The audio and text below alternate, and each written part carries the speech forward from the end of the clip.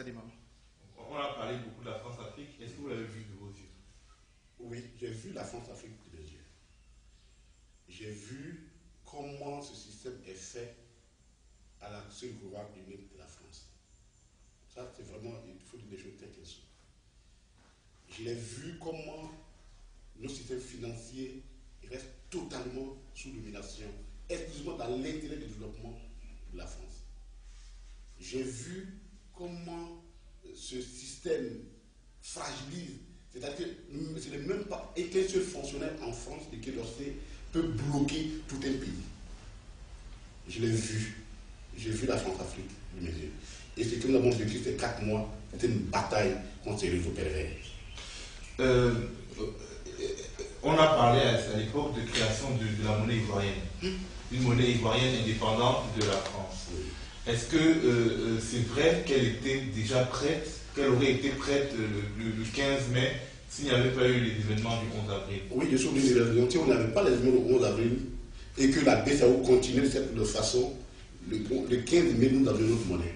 Et ça, nous n'avions pas le choix. Nous n'avions même pas le choix. Parce que, à un moment donné, nous serions en rupture de coupure d'argent. On aurait été en rupture de coupure d'argent parce que la BCAO est alimentée, notre circuit est alimenté à partir de Dakar, qui commande par rapport à qui renouvelle. Et la sortie de la masse monétaire en Côte d'Ivoire est énorme, puisque la bancarisation n'est pas forte. C'est-à-dire que les instruments de paiement autres que le numéraire sont très faibles. On n'utilise pas la carte, les chèques, on a peur des chèques, donc tout le monde en espèce. Donc il y a beaucoup de circulation de monnaie.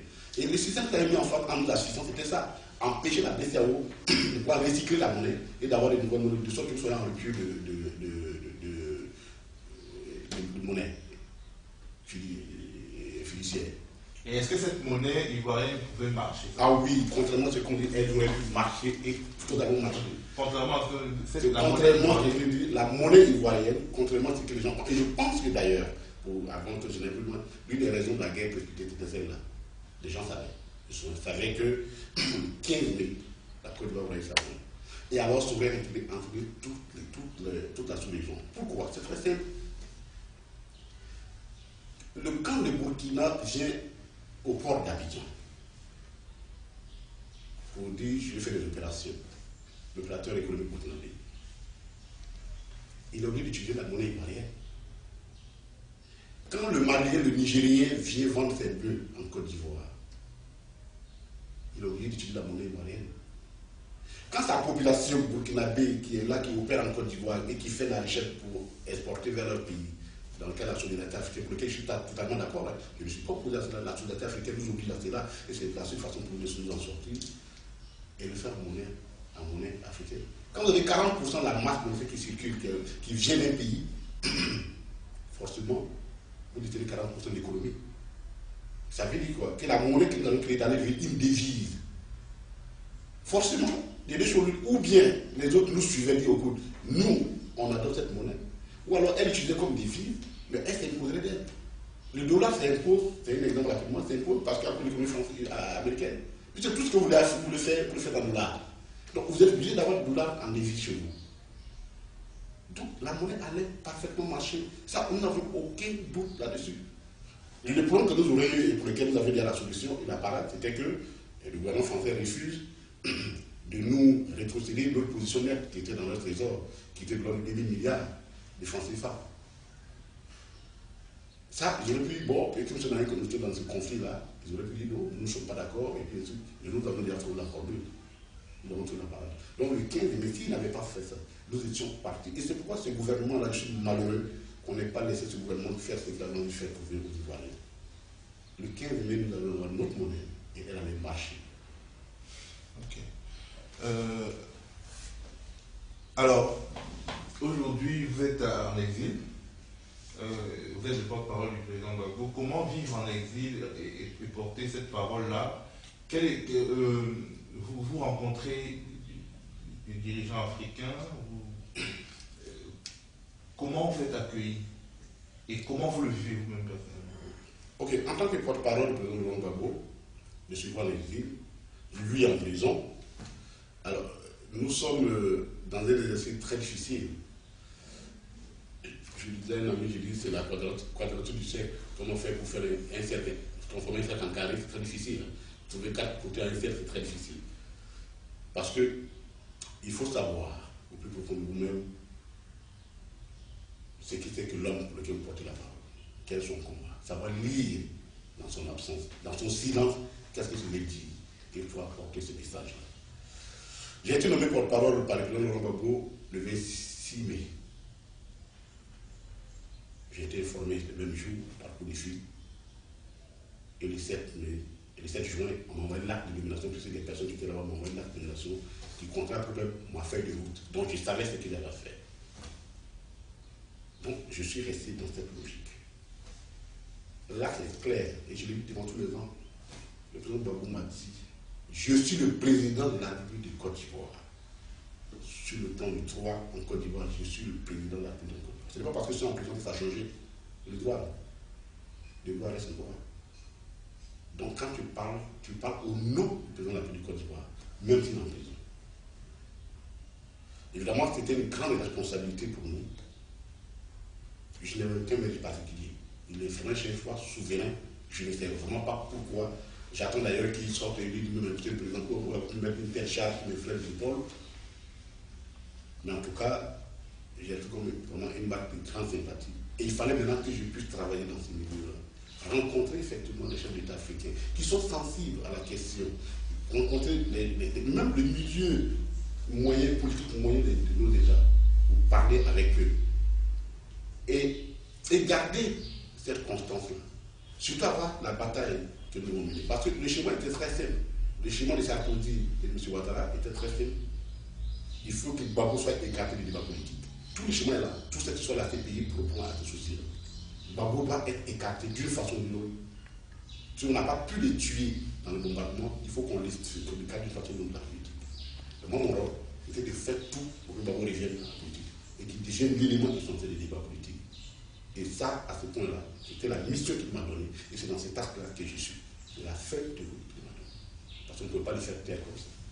Donc voilà un peu comment nous travaillons. Et c'est extrêmement difficile. Parce que je suis persécuté. Je ne suis pas le seul. Nos amis, mon ami qui est là, le ministre Vilana, nous sommes tous persécutés. Nous sommes restreints dans nos mouvements. Mais c'est malgré cela nous devons tenir. Et nous devons faire ce combat-là. Parce que l'homme dont je porte la parole en a mené de pire que ça. Il en a mené de pire que ça. Donc moi, à la limite, j'ai eu la chance de ne pas me trouver en prison. Ben, il faut que j'apprenne à vivre avec ces contraintes-là, ces difficultés, pour pouvoir porter ce message qui est resté. Parfois dans des conditions difficiles, mais je le fais vraiment avec beaucoup de joie, parce que je pense que moi, ça, je dois à ces messieurs-là. Et beaucoup d'Ivoiriens doivent beaucoup de choses à ces messieurs. Et pour lui, nous devons accepter vraiment tous les sacrifices et toutes les restrictions. Et Dieu sait que ça y en a beaucoup. Est-ce que vous pouvez nous raconter, pour finir, votre 11 avril 11 avril, c'est une date importante, 11 avril 2011. Oui, alors, le 11 avril 2011, pour moi, marque, c'est à la fois une date de tristesse, mais une date d'espérance pour moi. Moi, j'ai l'honneur de voir le président le 10 avril. Je voulais me voir de ma cachette. Je me suis masqué et je l'avais rencontré le président je voulais me voir. Le président de la République il est resté président de la République avec toute l'autorité qu'il avait. Quand je suis allé le voir, parce que je l'avais vu le 4, je l'ai vu le 31, je l'ai vu le 4 et je l'ai vu le 11, le 10. Quand le 10 je suis arrivé, j'ai vu la résidence du président de la République. En fait, on ne peut pas être traitement un homme. Comme Gbagbo, dont on connaît son sens d'humanité, la valeur de son combat, on ne peut pas accepter ça. Tout le pan de la maison était totalement, le palais était collé à la résidence du chef de l'ambassadeur, c'était déjà fessé. Il y avait la fumée. Le pan collé à la résidence de l'ambassadeur de France. De France, l'ambassadeur de France. On m'a montré le lieu où le porte-parole des forces militaires, le colonel Babri, a été tué par des snipers forcés depuis la résidence du chef de la résidence de l'ambassadeur de France. On m'a montré le lieu. Je suis rentré dans la résidence. Mais j'ai rencontré un homme. Et c'était ce jour-là, quand je suis sorti, d'où dit ce monsieur, d'où il dit cette force et cette conviction. Ça fait 10 jours qu'il était sur le bombardement. Mais vous lui parlez et vous ne voyez aucune rancune, haine ou ressentiment en lui. Il continue de nourrir des ambitions, il m'a donné des instructions pour nourrir les ambitions de la Côte d'Ivoire. Et je suis parti du président de la République vers 15h30. Je n'avais même pas encore atteint l'école de police quand les premiers bombes ont commencé sur sa résidence. Je suis resté, je suis allé libre pour retrouver ma cachette. Je me suis enfermé. Et c'est le lendemain vers 15h, vers 11h, 13h qu'on m'a appelé, le couple d'amis qui m'avait hébergé m'a appelé pour me dire qu'on a arrêté le chef. Évidemment, toute la nuit, j'étais resté en ligne avec tout Tago, j'ai beaucoup parlé avec Tago, personnellement, avec Boubacar. Je suivais les mouvements. Et puis quand on m'a dit, je l'ai vu à la télévision, cette image qu'on a voulu humilier, j'ai eu ce sentiment-là. Je dis, c'est une grande de tristesse, mais ça doit être vraiment un jour d'espérance. Parce qu'il n'est pas mort. Et c'est là qu'on me rappelle le soir, je fais un coup de fil pour me dire qu'on me demande d'aller nous retrouver qu'il y a l'ONU nous demande de nous retrouver à l'hôtel, dans un hôtel de la place, sous sa protection. Alors ça, j'ai trouvé ça, pour moi, c'était la dernière provocation du temps. Mais moi, j'ai vu les soldats de l'ONU faire la guerre, ce jour-là. Je les ai vus tirer sur nos soldats. Je ne pouvais pas me constituer sous la protection de quelqu'un qui venait de me faire la guerre. J'ai dit à toutes ces personnes qui m'ont appelé, j'ai dit, je n'accepterai jamais ça. Je n'accepterai jamais ça. Je vais être cohérent avec moi jusqu'au bout. Pour moi, je faisais partie d'un gouvernement qui avait demandé à l'ONU de partir. Donc je n'avais plus besoin d'accepter l'ONU. Je lui ai dit, bon, moi, s'il me tue, nous allons tuer, mais s'il ne me tue pas, moi, je vais pas l'écrire. Mais je vais en essayer pour continuer le combat. Je n'ai pas les moyens de mener les armes contre eux. Nous n'avons pas cette culture en nous, le combat armé. Mais le combat des idées, nous allons le mener. Et pour nous, le combat des mots est fini. Donc, pour pourquoi je dis que le 11 avril, il est le jour d'espérance pour nous. C'est le jour d'espérance. Alors, il fallait que nous organisions pour faire sortir ma famille. Et puis pour nous débrouiller pour sortir. Voici comment nous avons vécu. Et moi, de ma position, là où j'étais, je voyais tous les bombardements. J'ai vu comment les camps après nous ont été détruits. Je n'étais pas loin. J'ai tout vu. Je ne peux pas accepter que l'ONU, je ne peux pas donner cet acquis moral à l'ONU. Je ne peux pas l'accepter. Et je crois que je ne suis pas le seul. Tous ceux qui sont sortis ces jours-là ont refusé ça, cette édition de cette façon-là. On ne peut pas le faire, pas l'ONU. Voilà comment j'ai vécu le monde.